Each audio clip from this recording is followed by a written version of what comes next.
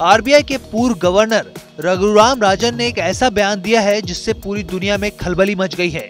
इतना ही नहीं, उन्होंने खास तौर पर पहली बार टाइम बम जैसे शब्द का जिक्र भी किया है। आखिर किसके बारे में आरबीआई के पूर्व गवर्नर ने एक के बाद एक चेतावनी दी है, आइए जानते हैं।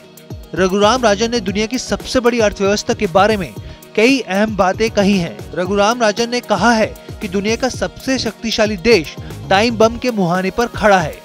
उन्होंने कहा कि अमेरिका में लगातार बैंकों की हालत खराब होती जा रही है।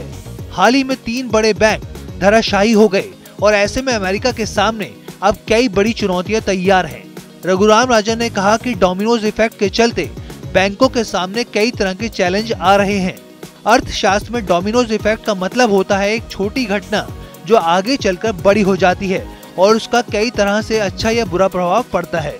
डेवलपमेंट बैंक ऑफ सिंगापुर यानी डीबीएस बैंक के चीफ इकोनॉमिक्स के साथ एक पॉडकास्ट में रघुराम राजन ने ये बात कही। राजन ने साफ तौर पे कहा कि अमेरिका में बैंकिंग संकट आने की उम्मीद थी।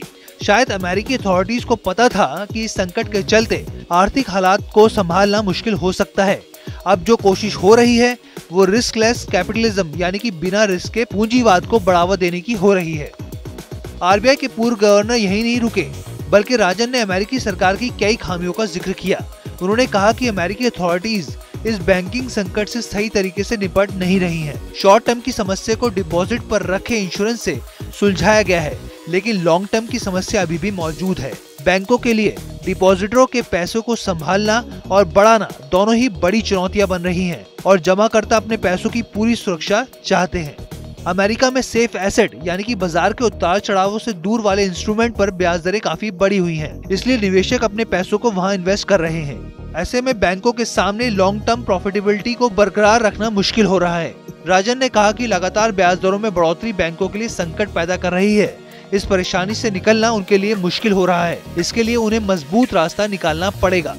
अमेरिका के इस बैंकिंग संकट का मुख्य कारण फेडरल रिजर्व का ब्याज दरों को बढ़ाना है। दरअसल अमेरिका में महंगाई 7वें आसमान पर है और उस महंगाई को कंट्रोल करने के लिए फेड ने साल 2022 में अब तक ब्याज दरों में करीब 4.5% की बढ़ोतरी की है।